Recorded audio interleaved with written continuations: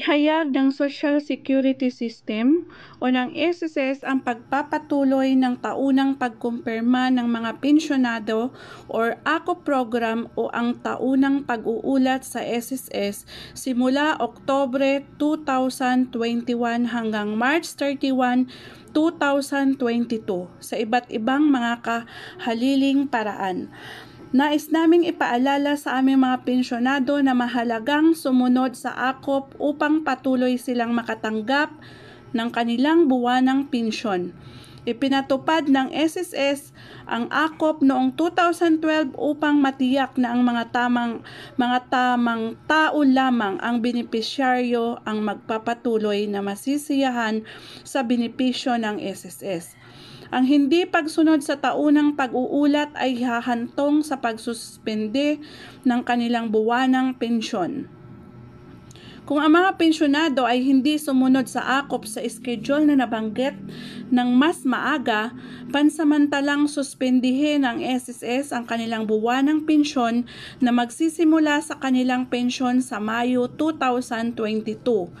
Gayunpaman, kung ang mga pensyonado ay nakasunod na sa kanilang taunang pag-uulat para sa 2021, hindi na sila kinakailangan na muling magsumite ng kanilang maayos na mga dokumento para sa ACO form at iba pang kinakailangang dokumento. Ang mga kinakailangang sumunod sa ilalim ng mga bagong alituntunin ay ang mga pensyonado sa pagre-retiro na naninirahan sa ibang bansa, kabuuang mga pensyonado sa kapansanan, mga nakaligtas ng pensyonado at umaasa, minor de edad, walang kakayahan na mga pensyonado. Sa mga nakaraang taon, hinihiling ng SSS ang mga pensyonado nito na mag-ulat ng personal na pinakamalapit na sangay ng SSS o depository bank. Gayunpaman, isinasaalang-alang na sa kasalukuyan tayo ay nasa isang pandemya. Kumuha kami ng mga mas ligtas na paraan ng pagsasagawa ng AKOP na hindi mangangailangan ng mga personal na pagpapakita mula sa mga pensyonado ng SSS o kanilang mga nakikinabang. Ang unang pagpipilian ay ang video conference sa pamamagitan ng Microsoft Teams na magagamit lamang sa mga pensyonado na naninirahan sa ibang bansa. Ang mga pensyonado ay maaaring magpadala ng kanilang kahilingan para sa isang appointment sa ofw.relations at sss.gov.ph at paghintay para sa ibang detalye sa inyong email na kumpirmasyon mula sa SSS na naglalaman ng kanilang numero ng sanggunian sa transaksyon or TRN at ang link sa mga Microsoft Teams.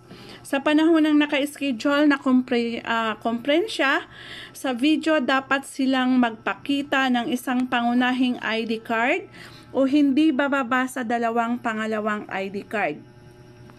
Ang pangalawang pagpipilian ay unang maipapadala ang mga kinakailangang dokumento sa email address ng pinakamalapit na sangay ng SSS o tanggapang banyaga.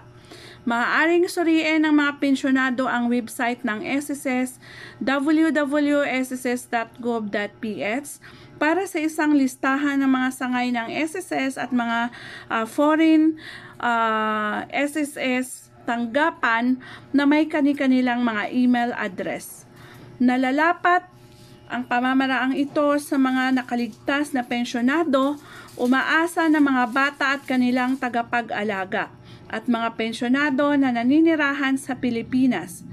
Sa pagsusumite ng kanilang pagsunod sa AKOP, dapat nilang sundin ang format na ito sa kanilang paksa sa email. Pagsunod sa AKOP, pangalan ng pensyon, numero ng SSS, ang isang halimbawa ng format na ito ay ang pagsunod sa AKOP. Halimbawa po, ang pangalan nyo po ay Juan de la Cruz at isunod po ito ang inyong SSS number or UMED ID number. Ang pangatlong pagpipilian ay upang ipadala ang kinakailangang mga dokumento sa pamamagitan ng serbisyo sa mail o courier. Ang mga nakaligtas na pensyonado at umaasa na mga bata at kanilang mga tagapag-alaga ay maaaring ipadala ito sa pinakamalapit na tanggapan ng SSS. Samantala, ang mga pensyonadong naninirahan sa ibang bansa ay maaaring ipadala ito sa SSS o OFW Contact Services Section, SSS Main Office, Quezon City o ang pinakamalapit na tanggapan ng banyagang SSS. Ang mga pensyonado nagagamit ng pangalawa at pangatlong pagpipilian upang sumunod sa AKOP ay dapat magpadala ng mga sumusunod na dokumento. Isang maayos na natapos na AKOP form, ito ay dinadownload po sa SSS, isang pangunahin o dalawang pangalawang ID card, isang pahayag ng sariling pagdeklara na hindi muling pag-aasawa, hindi pagsasama-sama para sa mga nakaligtas na pensyonado. Isang larawan na kalahating katawan na nagpapakita sa kanila na may hawak na isang kasalukuyang pahayagan o isang crawler ticker ng balita sa TV bilang isang background kung saan makikita ang headline ng balita at petsa. Ang ika-4 na pagpipilian ay ang paggamit ng Dropbox na matatagpuan sa mga sangay ng SSS upang sumunod sa kanilang taunang pag-uulat. Nalalapat ang pagpipilian para sa kabuuang mga pensyonado sa kapansanan na naninirahan sa Pilipinas at mga kinatawan ng pensyonado. Maaari silang gumamit ng Dropbox upang isumiti ang mga dokumento na nabanggit sa itaas. Para sa mga kabuuang mga pensyonado sa kapansanan, kailangan nilang isumiti ang kanilang kamakailang sertipiko ng medical na isinisyo ng kanilang dumadating na manggagamot o sino mang manggagamot ng gobyerno. Dapat din silang magbigay ng sertipikadong totoong kopya ng kanilang mga resulta sa laboratorio na isinasagawa sa loob ng 1 taon mula sa kanilang buwan ng kapanganakan. Yan po ang pahayag ni Mr. Ignacio. Panghuli, ang kabuoang mga pensyonado sa kapansanan ay maaaring humiling ng domiciliary medical service o bahay sa kanilang buwan ng kapanganakan. Panghuli, ang kabuoang mga pensyonado sa kapansanan ay maaaring humiling ng domiciliary medical service o bahay mula sa SSS. Maaring silang magpadala ng isang nakasulat na kahilingan sa seksyon ng mga serbisyong medikal ng SSS sa pamamagitan ng email o ipadala ito sa pinakamalapit na tanggapan ng SSS sa pamamagitan ng Dropbox o sa pamamagitan ng koreo. Ang mga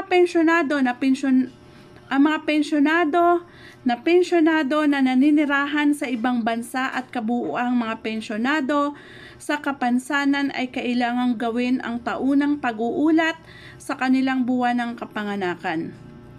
Samantala, ang mga nakaligtas na pensyonado ay dapat sumunod sa taunang pag-uulat sa buwan ng kapanganakan ng namatay na miyembro, habang ang mga umaasang anak at kanilang tagapag-alaga sa buwan ng kapanganakan ng miyembro ng namatay na miyembro. Sa kabilang banda, inanunsyo din ng SSS na simula April 1, dapat sundin ang mga pensyonado ang kanilang karaniwang schedule ng pagsunod na kinakailangan ng AKOP. Ang kaibiguang sumunod sa iyong taunang pag-uulat sa tamang schedule ay magreresulta sa pagsuspende ng inyong buwanang automatiko upang ito ay suspendihin. 2 buwan pagkatapos ng buwan ng kapanganakan ng miyembro ng namatay na miyembro. Sa makatwid, hinihimok namin ang mga pensyonado na sumunod sa relihiyon sa AKOP sa tamang schedule upang maiwasan ang suspensyon ng kanilang buwan ng pensyon. Ito po ang mahigpit na pinapaalala ng SSS na bagong update ngayong inilabas nila ngayong October 6, 2021.